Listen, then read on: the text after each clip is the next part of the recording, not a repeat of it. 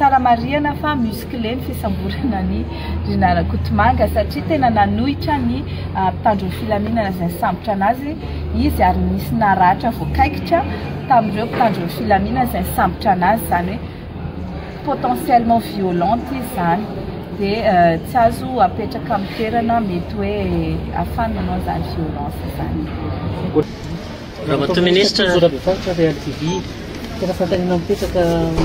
amin'izao fotoana izao ny mahakasika ny Rinara Kotomanga dia koa nanao descente tany mantsy omaly Tambabe ilay izy sa hoe any amin'ny mampotony ny ametrahana azy ao amin'ny quartier commun amin'ny Tambabe misy anazy. Aloha amin'izao tsika miteny izao dia mity dia ho an'ny olona sasany izay atahorana hitsoaka sy ratsy fitondran-tena dia tsy mahazo omena faveur any amin'ny fonjy fa sao dia hitsoaka na sao dia aniva zavatra. Ny ady amin'ny kolikoly dia mandeha par étape ary efa teneniko foana hoe zahay rehefa hiady amin'ny kolikoly dia tsy ny pirina no atao voalohany fa ny vaventy. Dikan'izay miainga avy any ambony no midina ny anaovantsika anazy. Ny fitsarana dia malaza amin'ny kolikoly ary efa notenenina zareo mba hanao tsara ny asany. Hatreto izany izao dia mandinikatsika sady mijery iza daholo hoe tsy manao tsara ny asany, iza ny manao kolikoly, iza ny tena dia raha atao ao. Dia miandry ny fivoakan'izay zavatra izay fa tsy ny fitsarana manko tsy olona anankiray na roa na telo, misy olona 1000 ao. Donc raha mitenitsika hoe iza ireo olona 1000 ireo manao kolikoly mila fantatra miaraka amin'ny pirofo iza ilay tsara manao an'ilay kolikoly. Nidoboka amponja vonjimaiky eny Antanimora i Ramatoa Rinara Kotomanga araka ny vaovao izay navoaka ny TVM io maraina io tao amin'ny page Facebook-iny. Toy izao nambaran'ny page-ny TVM.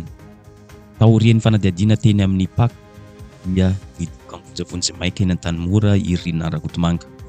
Visatra anenjehana azy ny fanodikodinana volam-panjakana, ny fanomezana tombony olona manokana ary fanararaotam-pahefana. Anisan'ny tazomina vonjimaiky eny Antanimora ihany koa ilay namany antsoina hoe Jerry no ny firaisana tsikomakomba tamin'ny fanodikodinana volam-panjakana. Nanamafy an'ity resaka ity ihany koa ny ministry ny fitsarana Fanirso Ernevo tao amin'ny page Facebook. Ilaza izy fa MD any Antanimora i Rinara Kotomanga sy Jerry no ny resaka fanodikodinana tsenam-barom-panjakana, raisana tsikomakomba amin'ny fanodikodinana ny volam-panjakana ary fanararaotam-pahefana amin'ny endriny maro hafa. Namafy ny antony nampidirana amponja vonjimaiky any Rinara Kotomanga ny page Tia Tandrazana. Antony nampidirana amponja ny Rinara Kotomanga ho ity page Tia Tandrazana ity dia ny raharaha tsenam-barom-panjakana 900 ariary latsaka kely na 600 millions d'ariary ao amin'ny Madagascar Airlines. Zay fanambaran'ny tale général ny Bianco Omaly izay nisy conflit d'intérêt tao anatiny. Firaisana tsikomakomba, fanodikodinana volam-bahoaka, fanararaotam-pahefana no vesatra mazava anenjehana azy ho ity page ity. Namoaka fanambarana ofisialy na fampifantarana ofisialy ny ministeran'ny fitsarana eto amintsika. Araka ny hitantsika eo amin'io sary io. Toy izao ny votoatiny.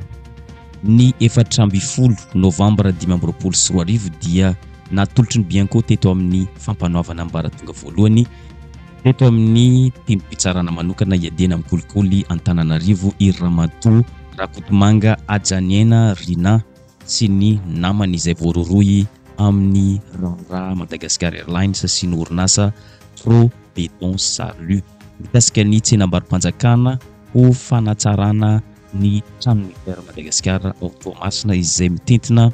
498 millions 800 248 ariary tamin'ny volana Jolay 2024. Ity raha ity moa dia toy ny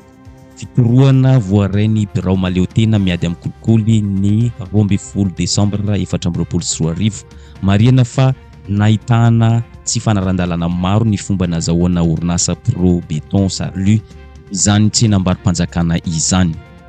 Olona misa 9 no voaroroy amin'ny ity raha ity araka ny nambarany ity pejin'ny ministera ity ka nentina niatrika fampanoavana ny eloka fanomezana tombon-dahiny,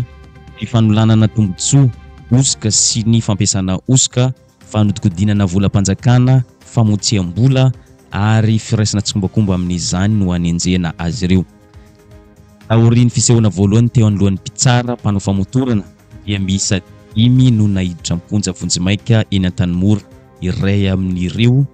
no nomena fahafahana vonjimaika ambany fanaraha-mason'ny fitsarana. Toy ny famotorana hoy ministeran'ny fitsarana izay nahitana tombokase mpisolotoerana Velo Bendrainy no nanao sonia tetsy ambany.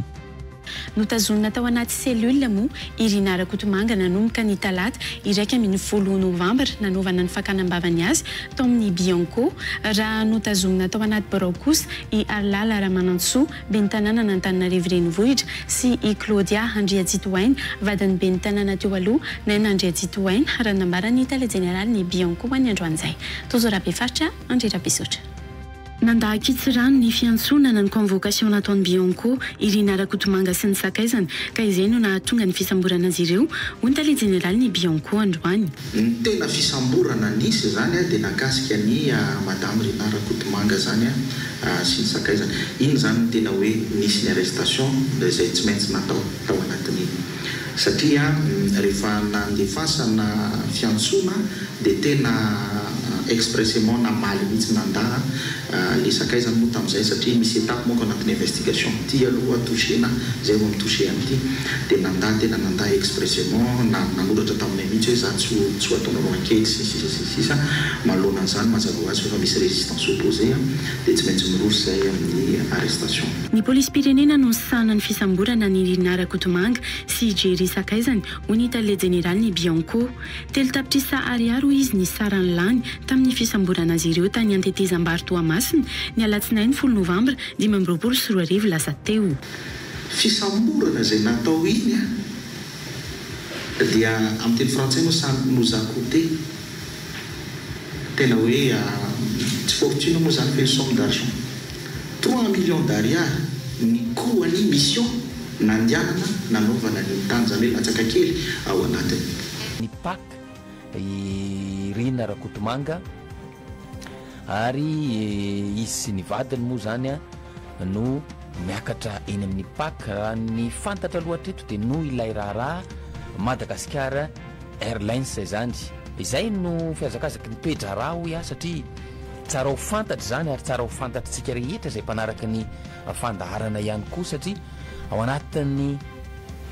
fanovana isika ho ny fiadidina ny fanovana ny fanavaozana ny République Madagasikara izay nanamafy fa mandeha miandalana zany zavatra rehetra izany ary misy dingana voalohany ihany koa tsy maintsy atao amin'ny famerenana ny tanitandalana amin'ny fiadina ihany koa ireo tsy maty manota makasika ilay raha 1.1 miliara ariary teo amin'ny CNAPS sy ny SMGD kosa indray izay tsara ho fantatritsika ihany koa ny makasika izany dia nahiditra ponja vonjimaika ny tale général ny CNAPS teo aloha Mamy Rakotondray be zany napetraka eo ambany fanaraha-maso ny fitsarana kosa ny ben'ny tanàna n'Antananarivo renivohitra Arlala Ramanantsoa sy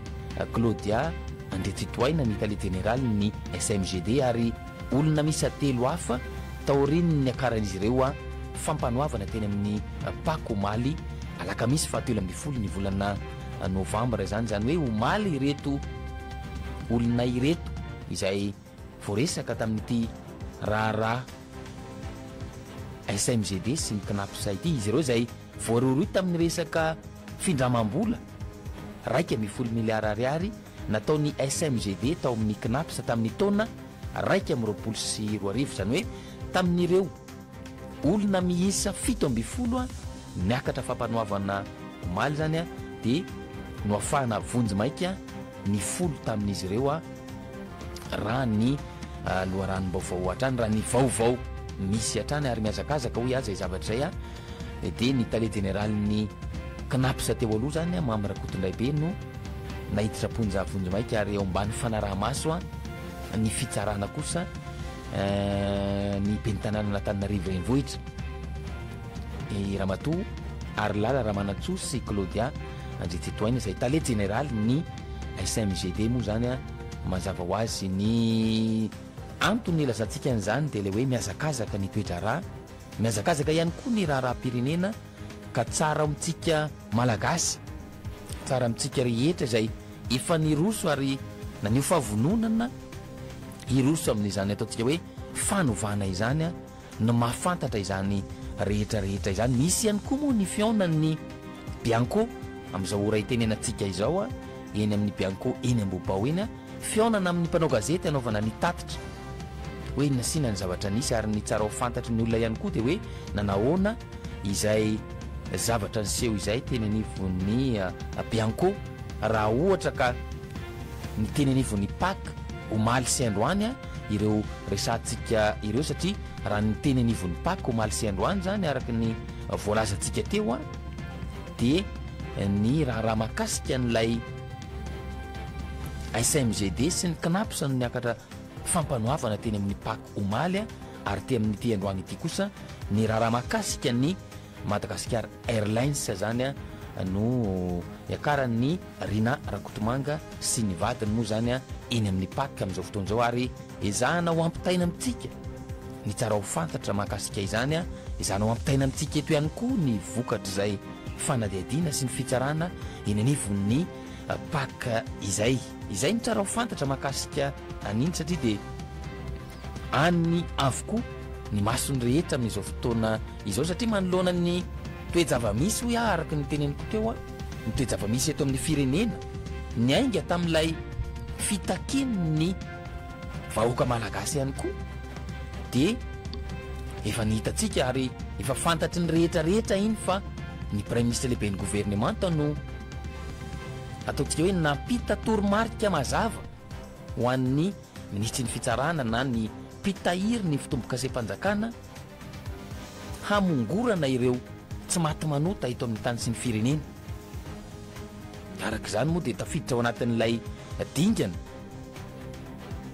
dingana voalohany raha azo lazaina raha izay no azo ilazana azy tafiditra ao anatin'ilay dingana voalohany amin'ny fanadiovana sy fanarenana ny fitantanana ny raharaha-mpanjakana. Zay ny dingana voalohany zany fanadiovana sy fanarenana ireo fitantanana rehetra mahakasika ny ataontsika hoe raharaha-mpanjakana. Izany moa zany ny tanjona ao anatiny dia le hoe famerenana ny fahatokisan'ny vahoaka voalohany indrindra ary famerenana ihany koa ny fahatokisan'ireo mpiara-miombonantoka amin'ny fanjakana ary indrindra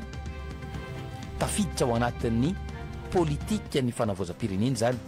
raha ny fanazavana moa zany a ao anatin'izay zavatra zay ary zay no iresahana hoe dingana voalohany zany a izay resaka hoe fanadiovana sy fanarenana ny fitantanana ny raharaha-mpanjakana izay raha miditra amin'izany ataontsika hoe fanadiovana sy fanarenana izany zany a dia tsy maintsy misy a ny fanesorana ireo a izay ataontsika hoe tsy nanaraka ny lalàna, fanesorana ireo izay ataontsika hoe sakatsakana tsy nampirindra izany ataontsika hoe fitantanana ny raharaha-mpanjakana izany, fanadiovana sy fanesorana ireo ataontsika hoe mpahazo tombotsoa manokana tamin'izany a fitantanana ny raharaha-mpanjakana izany. Ary zay le tafiditra ao anatin'ilay hoe famongorana ireo tsy maty manota satria efa nisy teto amintsika hatramin'izay zany ataontsika hoe fikatsahana tombotsoa, fahazahoana tombon-dahiny, ny resaka ataontsika hoe kolikoly avolenta sy ny kitrano an-trano ao anatina fitantanana ny raharaha-mpanjakana izany. Ka izay ilay nytenen'ny tompon'andraikitra voalohany ny premier ministre lehibe ny gouvernemanta izany ilay hoe ahafahantsika miroso amin'izany famerenana ny fahatokisan'ny vahoaka sy famerenana ny fahatokisan'ireo mpiara-miombonantoka amin'ny fanjakana izany dia tsy maintsy mifongorona aloha ireo a tsy maty manota eto amin'ny tany sy ny firenena. Amin'ny fotsy miankatra aloha araka ny efa nateneniko ihany dia zava-dehibe zay satria ny tena fototry ny fitakiany vahoaka malagasy averiko foana ny tena fototry ny fitakiany vahoaka malagasy eny dia ilay a famerenana ny rariny ny sin'ilay ataontsika hoe fitoviana teny anivon'ny fiarahamonina ary koa ny fampanjakana ny fahamarinana. Takina zany ataontsika hoe rariny zany eto amin'ny tany sy ny firenena satria raha ohatra vitsivitsy vitsivitsy ny raisitsika raha ohatra ka samy malagasy zao ihany de tsy rariny kosa raha ohatra ka misy ilay ataontsika hoe eo ambonin'ny lalàna ireo tsy maty manota zany de misy ihany koa ireo a voafehy na hoe eo ambanin'ny lalàna